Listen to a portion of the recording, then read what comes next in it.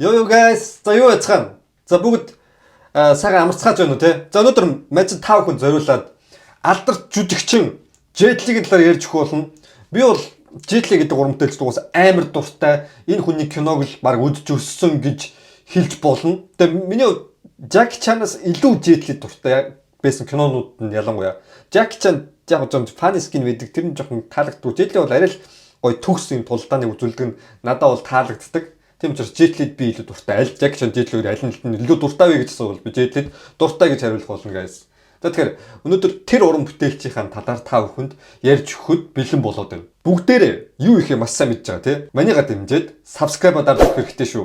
Тэгэхээр ягаад subscribe дарж өгөх хэрэгтэй шүү гэж яриад байгаа юм бэ гэхээр маний чинь одоо үздэг хүмүүсийн 80 хэдэн хүн ерөөсөө subscribe дараагүй байт юм билээ. Тэгэхээр зүгээр л та subscribe дараад өччих заяа guys. Тэгээд хэдүүлээ энэ жил 100 мянгуулаа. Дээрээс нь он гарах төгөхөд 200 мянгуулаа өгцгай. Энэ жилийн миний зорилго бол 200 мянга хүрх үгүй нь бол хамаагүй заавал хүрнэ гэж бодсон зорьцсон явж байгаа. Та хүн ч гэсэн өөрсдөө гэсэн зорилготой байгаатай адилхан мань ч 200 мянган зорилго тавьсан явж байгаа шүү заяа. Тэгэхээр хэдүүлээ хамтдаа энэ YouTube сувгаар дамжуулан мантайгаа цуг 200 мянгуулаа он гаргаад хөгжцгөө guys.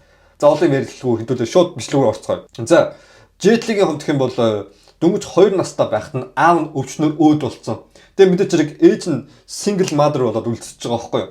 Тэгээд хүүхдээ тэжээхийн тулд хүүхдээ нурууныхаа ард ингээд давуу гар уйж үүрээд тэгээд ажил хийдэг байсан байгаа. Тэр нь болохоор нэг галтганы буудлын урд хүүхдээ ингээд байнга үүрээстэй 12 цаг үүрээд тэнд юм зараад ингээд ажил хийгээд мөнгө олох гэж ингээд хичээдэг байсан ээж нь. Тэгэж хичээж явж исэн ч Жетлигийн хувьд гэх юм бол 2 настай байхад яг нэг хүн биш шүү дээ тий 2 нас 3 нас 4 нас 5 нас хүрсэн чи ерөнхийдөө нэлээд хүнд болж ирээд ээж нь яалтчгүй тэр 5 настай хүнд болсон хүүхдээ ингээд нуруунд дээр өөрөнгө ажил хийж чадхааргүй болсон. Тэгээд нэг шийдвэр гаргасан. Тэр шийдвэр нь ямар шийдвэр вэ гэхээр хүүхдээ гэртээ үлдээгээд ажилдаа явах хэрэгтэй байна. Тэгэхгүй бол мөнгө байхгүй бол хоол унд байхгүй яаж амьдрах юм тийм үстэй. Тэгээ хүүхдээ үлдээхэр болсон. Тэгээ үлдээхдээ манайх шиг нэг гэр мөртөд цойжлоо дээрх үед монголчууд нэг гэр мөртөд цойжлоод явцдаг гэж ярьдаг байсан. Би бас гэртээ цойжлоод хүүхдээ нэг өгөхгүй. Тэгэхээр тэгж цойжж мойжлоо заяа. Жетлигийн хүзүүнээс нь ингээд түлхүүр ууж үлдээгээд за хэрвээ чи одоо ингээд гарахыг хүснээрээ гарч болно. Гарч тоглоод ингээд явж болно. Тэгээ өлсгөрөө түлхүүрээрээ гэртээ орж ирээд хоолыг тавьцаа болохоор тэр хоолыг идэрээгээд ээж нь үлдээгээд явдаг байсан. Тэгээ Жетлигийн хувьд бол гадаа хүмүүстэй тоглож ирж байгаа л бус гэртээ орж ирээл тэгээд хоол идээл тэгээд нэг тиймэрхүү ээжийг ажил явцсан хойгоор өнгөрөөдөг.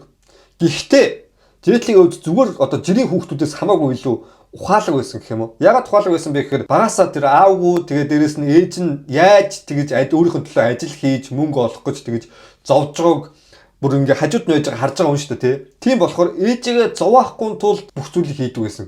Тийм ухаалаг хүүхэд байсан. Тэгээ баг сургууль байхдаа өөрөө хүссэндээ биш. Зөв за тухайн үеийн одоо юу гэдгийг хятадын тийм нөхцөл байдлаас хамаарат тулааны урлагийн тийм сургуульд суралцахаар болсон байгаа байхгүй юу? Тэгээ тулааны урлагаар хичээллээд амжилт гаргах юм бол улсаас будаа, гурил, тэ хоолны юм, хүнс мүс бүх юмнуудыг одоо хувц сунаар гэдэг юм уу те. Энийг улсаас өгч даад юм байна гэдгийг Жетли олж мэдсэн. Би ээжтэй багч болов тус нэмэр болъё гэж бодоод энэ кунпу гэдэг зүйлийг маш их сурж тэгээ дээрэс нь бүр тэр нэг тэтгэлгээр тэр баг сургууль одоо тухайн үед яг биеийн тамирын сургууль гэх юм уу те. Биеийн тамирын яг тийм зөвхөн одоо кунпу шүү дээ. Олон кунпу гэхдээ усан цэлэлт дээрээс теннис, ширээний теннис тэгээ дээрээс нь өөр тийм биеийн тамир маш юм тогт хятадын тийм алдартай сургуульд орохоор болсон байгаа байхгүй. Тэгээ тэр сургуульд орсон өдрөөс ахуулаад шууд юу гэж хэлсэн бэ гэхээр одоо та нар гэртээ харихгүй энд нэгэнт тэтгэлэг аваад орж ирсэн л бол энэ сургуульд өссөн цагтаа амарч хүссэн цагтаа тэгэж унтчаад болохгүй. Та нар энд яг нөгөө цэргийн дэглэм шиг заяа. Та нар энд кунпуг маш сайн сурах хэрэгтэй гэд тийм хатуу дэглэм нь орж ирсэн байгаа. Тэгээ тэрнээсээ болоод Жетлигийн хувьд дөнгөж тим одоо үдчихэж байгаа хүүхэд чинь тэгэл яаж ойлгох байх та тий. Тэгэл ер нь бол баг зэрэг гэмтэхт бол юу ч хийхгүй заяа. Бүр одоо хөл гараа хугуулж мууглаад бүр том гэмтэл бэртэл биш бол тэрийг тоохгүй. Нүр мөр нь одоо хөрч мөхрөөд гэмтэж мэдсэн ч тоохгүй. Өргөжлүүлнэ. Тийм хэцүү хүнд бэлтгэлийг давдаг байсан. Тэгээ Жетлигийн хувьд нэг өдөр ингээд гэртээ сард ерөнхийдөө 2-3 удаа л харьдаг байсан гэж байгаа. Тэр нэг хэцүү зохион байгуулалтаас болоод. Тэгээ тэр 2-3 удаа харьдаг байх үедээ хуруугаа ингээд хугалцсан. Тэгээ гараа ингээд гипсцсэн байгаар орж ирсэн байл л та. Тэгсэн чинь мэдээж хэрэг ээж нь тэрийг хараад яаж ойлгохтой авах вэ те их хүн. Дөнгөж одоо баг сургуультаа ээжтэй эрхлээд гэртээ эрхлээд байж хэвээр хүүхэд нь тэгээд тэглэг авч тэгж бүр хэцүү тийм хагц зэрэгчлэлтэй сургуульд яваад тэндээ амьдраад тэг хуруугаа хүртэл хугалцсан ирсэн. Тэгсэн ээж нь хараад шууд уйлсан. Тэгсэн чи ээжигээ тайвшруулаад зүгээр нэг ганцхан хуруул хугарсан энэ удахгүй идэх чинь энд нэг асуудал байхгүй ээж санаа зовох зүйлгүй би сургуульдаа үнэхээр сайн байгаа хичээж байгаа гэд ээжигээ тайвшруулсан. Ямар сайндаа хөөх юм нөө нэг тэр сургуульд өргөжлүүлж үлдэх шалтгаан нь юу байсан? Тэр хэцүү бэлтгэлийг давж гарах шалтгаан нь юу байсан бэ гэхээр ээж нь ганцаархан ажил хийж байгаа. Ганцаархан ажил хийж байгаа ээжтэй багч болоод тус нэмэр болов тий. Тэр сургуульд явснаар тэглэг авахаас гадна одоо улсаас тэр нэг будаа гурил мөрөл юм авч байгаа байхгүй. Тэгээд үргэлжлүүлсэн. Тэгээ ээж нь өмнөхдөр санаа зовж уйлжсэн болохоор ээжийг ахиж уйлуулахгүй тулд юу хийсэн бэ гэхээр за ер нь ямар нэгэн байдлаар бэлтгэмжл авал гэртээ бэлтгэмжлээ идэгснийхэн дараа очиж бай гэдэг шийдвэрийг гаргасан. За тэр нь ер нь бол зөв болоод жийлхийг үргэлжлүүлсэн айгүй зөв болсон. Үргэлжлүүлснээр тухайн үеийн одоо уушуу гэж ярих юм уу тийм күмпүгийн тэмцээн. Тэгээ күмпүгийн тэмцээн гэхээр манайхан нэг каратегийн тийм зодтолдог тэмцээн бол биш шүү заяа. Ерөнхийдөө сэлэн бэлэн эргүүлээл ингээл яг үзүүлбэр үзүүлдэг тиймэрхүү тэмцээн шүү. Тийм күмпүгийн тэмцээнд Жетли ороод бүр 20 настай өөрөөсөө бүр 8 9 ах тийм хүмүүстэй 12 дэх настай жоох хүүхэд ороод байнгын нэгт ордог байсан. Байнгын нэгт. За тэр үед биш үү? Хоёрт ордог нэг бас хүүхэд байсан. Өөртөө нас жицүү. За энэ болохоор хинбэ гэхээр Donnie Yen. Одоо та бүхний хамгийн сайн мэддэг кино гэх юм бол IP Man-ээр сайн мэднэ тий. Ерөнхийдөө яг Хонконгийн хамгийн сүүлийн күмпүгийн тулаанч од гэж хүртэл яригадаад байгаа ийм гайхалтай жүжигч. Donnie Yen байнга хоёрт ордог байсан. Тэгээд харамсалтай Жетлигийн авьяас хитрхи байсан учраас хоёрт ордог. Тэгээд Жетлиг ерөөсөө юу гэж Donnie Yen зүгээс боддог байсан бэ гэхээр хизээш давж гарахааргүй тийм хан юм байна миний хувьд гэж Жетлиг үнэлж боддог байсан. Тэгээ Жетлигийн хувьд бүр хятад даяар одоо тэр нөө тулааны урлагийнхаа юугаар үзүүлбэрээр од болоод тэгээд угаасаа тэмцээн уралдаанд байнга ингэ явж байгаа шүү дээ. Тэгээ тэрнийхээ ачаарч гэх юм уу тухайн үед бүр Америкийн цагаан ордонд өргөцсөн байгаа. За тухайн үеийн Америкийн ерөнхийлөгч болохоор Никсон гэдэг нэртэй ерөнхийлөгч байсан. Энэ ерөнхийлөгчтэй уулзахад ерөнхийлөгч Жетлид юу гэж хэлсэн бэ гэхээр чи том болоод миний бие хамгаалагч болохгүй мүү гэж асуусан. Ерөнхийлөгч нь бие хамгаалагч. Тэгсэн чинь Жетли юу гэж яриулсан бэ гэхээр би нэг хүний бие хамгаалагч болохгүй. Би Хятад улс тэр аяар нь тэр бүх хүмүүсийг хамгаалах тийм гайхалтай хүн болмоор байна гэж хариулсан. Тэгсэн чинь ерөнхийлөгчийн хувьд инээгээд тэгээд Жетлиг ингэж ухчихжсэн байгаа. Тэгэд энэ үйл явдал болсны дараа ч гэсэндээ Жетлид бөөн одоо хандив тусламжтай улсаас одоо бөөн хоол хүнсний юмнууд хувц хунар ч юм уу тиймэрхүү тусламжуудаас ирсэн. Тэгээд Жетлигийн хувьд яг тэр үеэс ахуулаад Жетлэр байнгын кино компаниуд энэ хүүхд угаас авьяастай мэддэг мэдсэн байгаа шүү дээ. Тийм кино компаниас залгаж эхэлсэн байна. Чи манад кино тоглохгүй мө? Чи манад кино тоглохгүй мө? Чи манад кино тоглохгүй мө гэл залгаалсан. Жетли тэрийг энэ бол айгүй лөөр баха. Намайг ягаад кинонд тоглуулах хэрэгтэй гэж бодоод 6 жил орчим кино саналаас нь татгалцсан байна. 18 хүрээд ерөнхийдөө насан туршдах жил нь болохоор Жетли 6 жил над руу ингэж кино санал тавина гэдэг чинь энэ яач лөөр биш юм баха. Би нэг жоохон кинонд тоглож үздэм үү гэж бодоод тэр киноны саналыг хүлээн зөвшөөрсөн. За тэр анхны тоглосон кино болохоор Жетлигийн одоо баг хамгийн алдартай Жетлигийн бэлэг тэмдэг болсон кино гэж хэлж болно. Энэ бол Shaolin байгаа. Shaolin-ы сүм тэр Жетлигийн киногоор алдартай болсон байгаа байхгүй. Тэр Shaolin гэдэг кинонд болохоор Жетлигийн хувьд бүр анхнаасаа Shaolin-ы сүмд ингээд тулцж явдаг байсан тийм сурагч байсан үхээр үгүй. Тэгээд тухайн үед одоо өшөг авахын тулд Shaolin-ы сүмд орж ирээд тэгээд эсвэргээрээ Shaolin-ы сүмд өөрийгөө бэлтгээд тийм гайхалтай тулаанч болж байгаа. Тийм үйл явдлыг харуулдаг. Тэгээд Shaolin болохоор амар од болсон заяа. Тухайн үед болохоор хятадын хүн ам 1 тэрбум байсан. Тэгсэн чинь 1 тэрбумын 30% буюу 300 сая хүн тэр киног үзсэн байгаа. Хятадын 30% нь үзсэн. Тийм гайхалтай тэр тарсан байгаа тэр кино. Тэгээд тэр киног од болоод Shaolin-ы 2 нь хүртэл гарсан. Тэгээд ингээд Shaolin-ы цуурлууд, тэгээд Shaolin-тэй ерөөд адилхан төстэй кинод ингээд хийгээл хэлсэн. Гэвч тэр Shaolin-аар од болоод хятадаар ингээд од болсон Жетлигийн хувьд нэг харамсалтай үйл явдал тохиолдсон. Юу байсан бэ гэхээр тухайд гэрээ байгуулсан нь болохоор улсын тийм өмчийн кино студи байгаа байхгүй юу? Улсын өмчийн. Өөрөөр хэлбэл тэр гэрээ нь ямар учиртай гэрээ байсан бэ гэхээр хичнээн Жетлигийн тэр кинонуудад амжилт олоод амар их ашиг орлого олсон байсан ч гэсэндээ тэр ашиг орлогоос Жетли хүртэх эрх байхгүй. Анханасаа гэрээ байгуулсан мөнгөө л авах эрхтэй. Тийм одоо лөөврийн гэрээ гэж хэлж болох юм уу? Хятадд бас балер тийм нэг социализм, коммунизмын тийм зохион байгуулалттай улсан шүү дээ, тийм болохоор яг тийм дарангууллын гэрээ байсан байгаа. Тэгээ тэр гэрээнээс болоод Жетли ерөнхийдөө Японы нэрээр бол өдөрт 21 yen авдаг байсан. Тэгэд хитрхи их зураг авалтанд оруулаад тэрнээсээ болоод ядралт, дээрээс нь ингээ мөрөө гимтэх, нуруугаа хуглах, гараа хуглах энүүдх энийг хүнзээ. 7 хавиргаа хүртэл хугалсан байгаа. Тэгэд эмчээс юу гэж хэлсэн бэ гэхээр за одоо ингээд чи энэ киногоо ингээд үргэлжлүүлээ, зураг авалтаа үргэлжлүүлээд тах юм бол нэг өдөр чи сумгаа болно шүү. Ахиж алхаж чадхааргүй тийм болно шүү гэж анхааруулсан. Гэсэн ч Джетлигийн хувьд гэх юм бол мөнгө олигтой авдаггүй, мөнгөний хувьд асуудалтай байсан ч хүмүүс өөрийг нь хайрладаг, хүмүүст алдартай, олон хүмүүст алдартай болсон учраас өргөжлүүлдэг байсан гэж байгаа. Тэгээ мэдээж зэрэг өргөжлүүлж явж исэн ч Джетлигийн тэр нэг кино капонууд хитрхи кинонд тоглуулад ялангуяа нэг хятадын кинонд салбар амир удаггүй заяа. Нэг кинонд алдартай болчингууд нэг за нэг автет хийгээд өөр кинонд руу ингээд жоохон челленж хийж үздэг юм гэсэн тийм байхгүй. Яг л нэг хэвийн нэг шавилны кинонуудаа тоглуулаад явуулсан. Сүүл рүү хүмүүс уйдчих юм байна тийм. Тэгээ Джетлигээс ерөөхдөө хүмүүс уйдчих хэлсэн.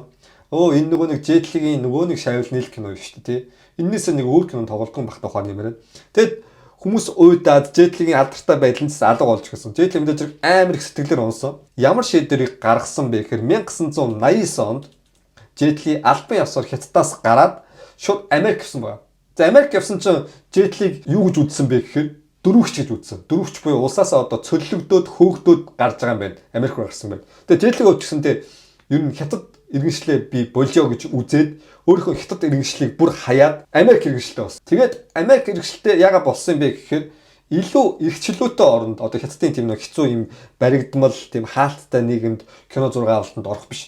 Илүү эрхчлөөтэй оронд би өөрийгөө сорж үзмээр байна. Энд би кино урлагт өрсөлдмөр байна гэж үзсэн. Тэгээд тэр нь болохоор яагаад тэгэж үзсэн бэ гэхээр мэдээж зэрэг өөрийнх нь хамгийн хүндэлж биширж явдаг хүн болох Брюс Ли дэлхийн суперстар болсон шүү дээ, тий. Тэгээд Америк ч гэсэнтэй нэг дэлхийд Брюс Ли одоо болоод тэрний дараа Жаки Чан одоо болоод Жаки Чаны дараагаар болохоор өөр ямар нэгэн тийм од болгох жүжигч байхгүй байх та тийм тулааны урлагийг ингэж хайж ирсэн. Тэгээд яг Джетли таарсан ч гэсэндээ тухайн үед Джетли харамсалтай гэх юм уу? Англи хэл байхгүй. Тэгээд тэрийг ч өөрөө мэдчихсэн учраас зөвхөн тэр юунаас биш заяа. Америкаас биш. Хонконгоос Джетлид дуудлага ирсэн. Хонконгийн хувьд тухайн үед яг Английн одоо Англитай айгу холбоод одоо Хятадын тийм харьяа улс биш. Одоо Англитай айгу холбоотой байсан юм байна л та. Тэгээд Джетлигийн хувьд Хонконг руу шууд явсан. Хонконгийн хувьд гэх юм бол өмнө нь Хятадд амладаг байсан тэр мөнгнөөс нь бүр хэдэн 10 дахин илүү мөнгө Джетлид амлсан. Тэгээд энэ саналыг яаж одоо татгалцах вэ? Хонконгод очоод өөрийг нь амьдралыг бас нэлээд өөрчилсөн хамгийн том кинонд тоглохоор болсон. Энэ болохоор Once Upon a Time in China гэдэг нэртэй кино. За энэ болохоор та бүхэн бас үзчихсэн байх нэр нь хэм бол Вомпэ хүн гэдэг нэртэй алдарт одоо гол дүрийг бүтээсэн байгаа. За Вомпэ хүн бол яг бодит амьдрал дээр амьдарч исэн тийм тулаанч хүн байгаа. Хятад бас алдартай. Энэ болохоор 1847 оноос 1924 онд амьдраад нас барсан ийм хүн байгаа. 19-р зууны юу.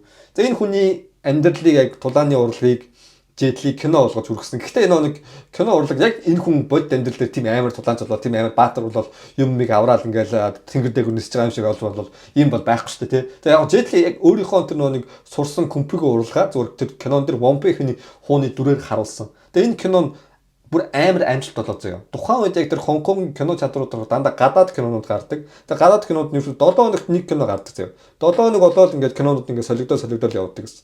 Тэгвэл Джетлийн кино гарснаас хойш тэр нэг Once Upon a Time in China гарснаас хойш болохоор тэр кинод солигдохоо байсан. Байнгын Once Upon a Time тэгтлээ Хонконгод од болсон гэсэн. Тэр киногоор дамжуулаад Филиппин тэгээ өөр бусд одоо Азийн баг бүх орнууд Джетлигийн царайг мэддэг болсон. Тэгээд зогсоогүй. Тэр киноос өөр бас кинонууд тоглосон Bodyguard энэ төрч гэдэг юм уу те. Тэгээд зогсоогүй тэр киногоор од олсноос хойш Холливуд ерөнхийдөө Джетлиг анзаарч эхэлсэн байна. Холливуд анзаарч эхлээд ийм нэг залуу байд юм биш үү? Энэ гайгүй авьяас залуу байна да гэж анзаарч эхлээд байж исэн үе байхгүй юу? Гэтэл Джетли гэсэн яг Холливуд руу явах нэг тухайн төлөвлөгөөд бол байгаагүй.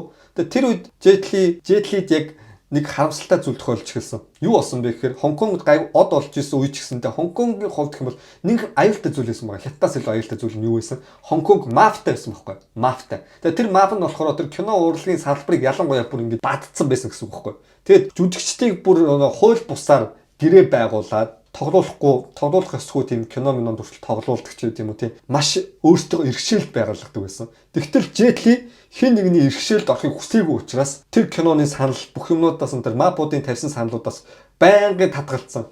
Тэгээ байнгын татгалзаад ер нь эдгээр нам яаж чаддгийг. Би бол хотод орон даяар Хонконгоор дээрээс нь Аз даяар танигдсан тийм жүжигч. эдгээр намуугаас яаж чадахгүй ухааны юм бодоод өөртөө баатцсан байсан.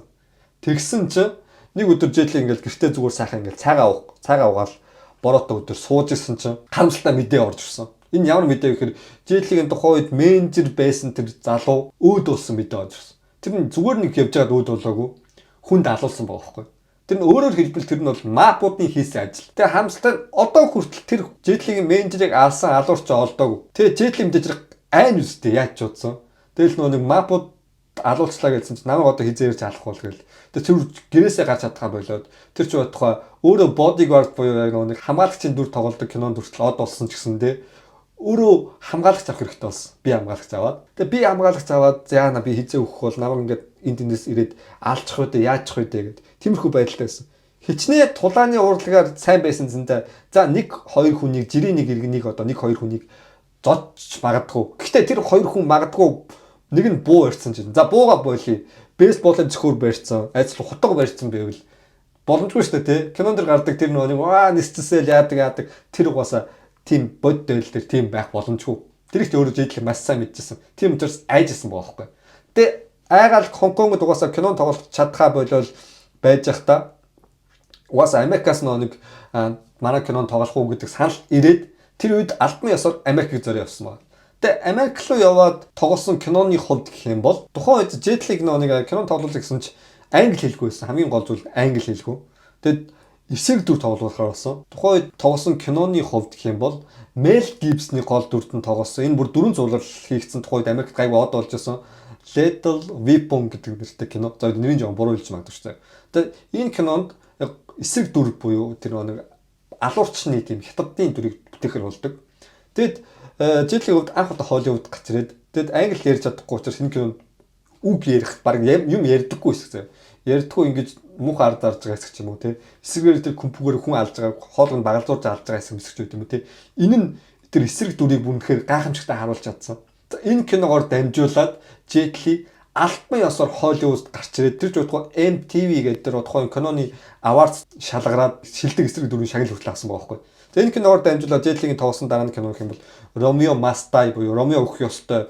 Тэгээд Kiss the Dragon гэдэг ч юм уу. Тэгээд The One гэдэг кино ч юм уу те. Энэ Холливуудын Жетлийн бүр хамгийн их амжилт олсон кинонууд дээр тоглож эхэлсэн байна. Холливуд бүр алдартай болж эхэлсэн. Тэгээд Холливуд алдартай болоод нэлээд баян болоод явж явах үед Жетли өөрийнхөө эхнэр хүүхдэд дагуулад Молдив руу аяллаар явсан. Тэгээд аяллаар явсан үед тэр үед гинт тэр далайн эргийнх нь ойролцоо шууд газар хөдлөлт болоод тэгээд шууд цунами ирээд эхэлсэн.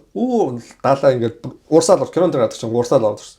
Жетли ингээд хоёр охиноо хоёр талдаа ингээд тэрвэрчээл гүйж байгаа байхгүй юу? Зүхтаал гисэн ч давлгаа ууж ирээд ерөөсөө байхгүй болсон. Давлгаа нь ингээд урсаал явцсан. Тэгээ тэр үед бодсон зүйл нь гэх юм бол миний ам бол яах вэ? Би бол яах вэ? Хоёр охиноо л яаж иж байгаа аварчихсан гэсэн бодлоор толгойн дүүрэн байсан. Тэгээ хоёр охиноо аврах гад хичээсэн ч Жетли яалтчгүй өөрийгөө ч баг аврахааргүй тийм байдалтай байсан. Тэгээд тэр үед одоо юу гэх юм бурхан залбираал тэгэл тэр үед өөрийнх нь хэлээр ярьдаггүй тэр Молдивд амьдардаг байсан тэр гадаад мадад хүмүүс нь хоёр охиныг аврахад туслаад азар Жетли болоод хоёр охин нь гэр бүл нь амьд гарсан байгаа байхгүй гайхамшигтай. Энэ осол болсноос Жетли үнэхээр гайхамшигтай аврагдаж өөрийнхөө гэр бүлээ аварсан учраас тэр осол болоод тэр ослоо одоо өөртөө амь насаа алдаа тэгээд янз бүр болсон тэнд байсан хүмүүст Япон йенээр хариул 100 сая йенийг ханиулахаар бол. За тэгээд Жетлиг хувьд гэх юм бол энэ ослоос мэдээж маш том туршлагатай болоод тэрний дараа болохоор Холливудд одоо баг сүүлийн тоглосон кино гэж хэлж болохоор Expendables гэдэг нэртэй кино байгаа байхгүй. Яг сүүлийн олон кино тоглосон л доо. Гэхдээ Expendables 2 гэдэг киноны зураг авалтанд болохоор яг жинхэнэ ингэ цэцэд дэлбэрж байгаа явж зураг авалт хийсэн. Тэр үед Жетлигийн стантман буюу орлон тоглогч хийжсэн залуу харамсалтайгаар дэлбэрэлтэнд нь өртөөд нас барсан байгаа. Орлон тоглогчийн гэрээ байгуулалтаар нь болохоор ойролцоогоор нэг Япон йенээр ярих юм бол нэг 1 сая йен орчим. Монгол мөнгөөр 20-30 сая юм уу тий. Төгрөгийг л өгөх боломжтой. Тийм нөхцөл байдалтай гэрээсэн. Тэгээ мэдээж зэрэг эхнэр нь тэр нэг өөрийнх нь нөхөр нөхчгөр яаж олигтой байх юм, гэр бүл нь яаж олигтой байх юм тий. Жетли гэсэн чинь миний өмнөөс өөд болсон тий. Миний орлон тоглолтчийг хийгээд өөд болсон. Би энэ хариуцлагыг бүгдийг нь үүрэх ёстой гэд тэр хүн Япон йентэй зөөрлөл 100 сая йентэй тэмцэх мөнгийг бас хандуулж өгсөн байна. Тэгээ ерөнхийдөө яг тэрнээс хойш Жетли ерөнхийдөө яг хандивын үйл ажиллагаа тий хүн амьтанд туслах тиймэрхүү үйл ажиллагаанд аюулгүй гар бие оролцож тий кино урлагаас ерөнхийдөө хөндөөрсөн. Тэгээд хэдэн жилийн дараа Jet-ийн 5 хүн нэг зургийг харсан мэт. Амар хөгшөрсөн царайтай. Бидний мэдих нөө Jet-ийн царай байхгүй болоод тэгээд үс нь ингээд халдарсан ч юм уу те бүр ингээд ямар ч өсөхгүй болцсон. Тэгээд амар хөгшин царайтай болцсон. Тэгээд хүмүүс тэр үед Jet-ийг өвчтөн биш үү? Би хүнд өвчтөн байна. Бараг ингээд удахгүй өөд болох юм биш үү гэж үзчихсэн. Jet-лээс нь тайлбарсан. Тэр бол ялчгүй бас өвчний зүйл байсан. Тэр нь одоо л идэгсэн. Одоо кино урлагаас бүр ингээд хөндөрсөн ч гэсэн те сүүлд одоо Непалд нэг буйны үйл ажиллагаа гэх юм уу тийм буддын үйл ажиллагаанд явж байгаад ахуулсан тийм зураг одоо бичлэг бол байд юм байлээ.